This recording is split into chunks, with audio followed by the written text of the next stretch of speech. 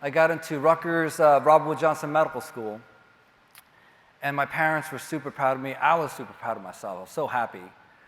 Until I came across this course called Gross Anatomy. This course, they forced me to crack open skulls and examine the brain. My lab mates were ripping out intestines and slicing open livers, and I didn't want to hang out with the psychopaths anymore. So I quit medical school, and I became a musician. And at that point, my parents quit on me. But it was okay, because I didn't want to do anything with medicine anymore after that gross anatomy experience. And when you're a musician, it's great. You know, you get to hang out with some cool people. You get to go to cool events and meet with musicians and dream about record deals and how your music's going to change the world and all this cool stuff, right? And it was around this time in my early 20s that I got to dance with something called MDMA. 3,4-methylene dioxymethamphetamine, better known as ecstasy and Molly. It makes you feel really good, in case you don't know. And people usually feel very pro-social. They feel very empathic towards not only others, but themselves too.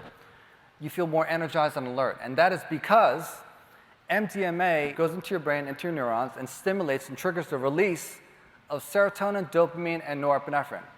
Now, serotonin, of course, is a neurotransmitter responsible for feeling positive and regulating the circadian cycle. Dopamine is a molecule of motivation and pleasure, and norepinephrine makes you feel more alert and focused. So by enhancing the release of all these neurotransmitters, by the way, MDMA enhances the release of serotonin about 3 to 8 times more than dopamine, just so you know. And it also slows down the breakdown of these neurotransmitters. So there's an influx of these neurochemicals in your synapse there in the middle, and that's what gives it the pro-social, loved-up, energized effects. Now, in the studies, what we're seeing is that MDMA has a calming effect on the amygdala. The amygdala is the emotional processing center of the brain, of the midbrain. It does process happy memories, but it's known for processing the negative ones, like the fear, anxiety, aggression, the threatening stimuli.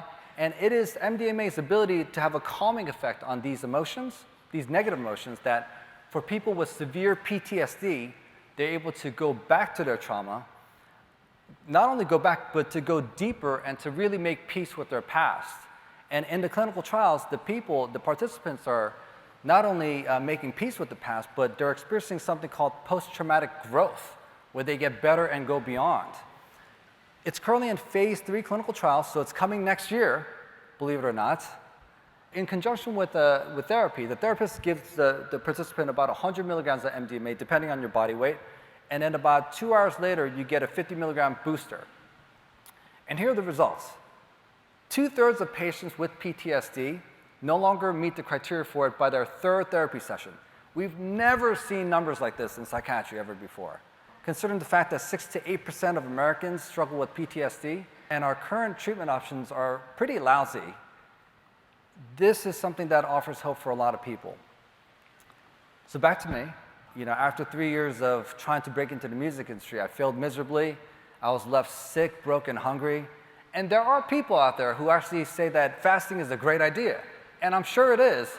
But when you're hungry and you want to eat and you can't afford to eat, it does something to your mind and your psyche. It was a very humbling experience. So I quit again music, started talking to this guy, read his books, and he talked about purpose equals power. Now, just so you know, this is a very awkward picture. I tried to give him a fist bump. He held my hand.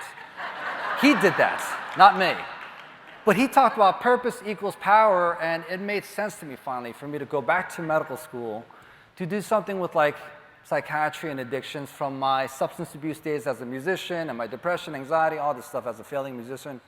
So I actually went back to medical school with purpose this time, and the purpose empowered me to get through gross anatomy and all these things. May of 2005, I graduated medical school. My parents accepted me back. They were happy to see me again. I got married that same year. Thank you. And I went to Amsterdam for my honeymoon. You know where I'm going with this. This is where I came across this place called the Smart Shop. The people didn't look very smart. They looked more confused, and it was because they were eating something that contained psilocybin in there. And I wanted to try it. So in the event that you guys don't know what magic mushrooms do, allow me to explain. So you eat it, and you start seeing things moving. And I happen to be colorblind, so I felt like a lens was lifted, and I was able to see color for the first time. And sometimes you see trails when people are moving. There's sometimes a phenomenon called synesthesia, where people may hear colors, see sounds, taste the rainbow. There's a reason for all this, which I'll explain in a sec. People usually experience a heightened state of emotion, sometimes a hellish kind of feeling, but more heavenly at times. Most people agree that they feel very in tune with nature, they feel very spiritually connected, and sometimes people get a little bit more namaste and feel like they're connected with themselves and the universe and so on. And that is because, my friends, psilocybin goes into your body and it gets activated into psilocin. So psilocybin is inactive, actually. It's psilocin that has a psychedelic effect.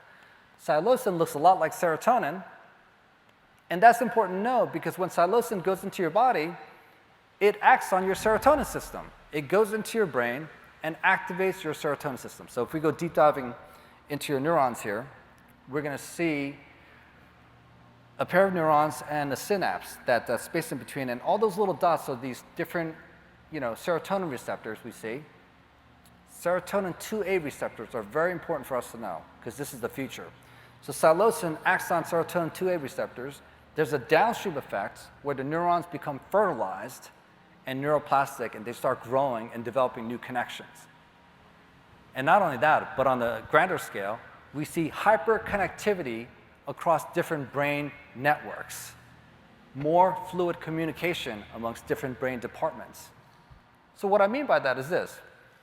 If that circle over there you see represents the brain, and the different colors represent different departments, like the language department, the visual department, the auditory department, the imagination department, etc., the normal brain has some connectivity amongst different departments and networks. This is your brain on psilocybin.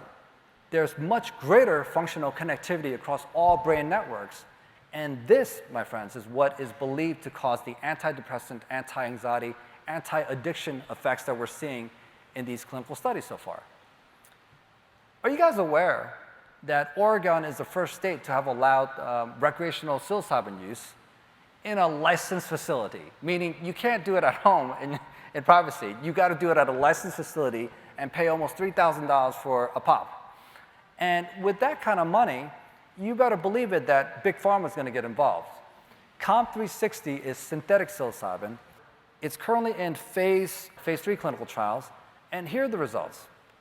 29% remission of treatment-resistant depression at 3 weeks after a single dose, and 20% remission of treatment-resistant depression at 3 months after a single dose, suggesting that there's long-term benefits as well. And this is important to know because there are over 100 million people worldwide with severe treatment-resistant depression, and this actually gives people some hope.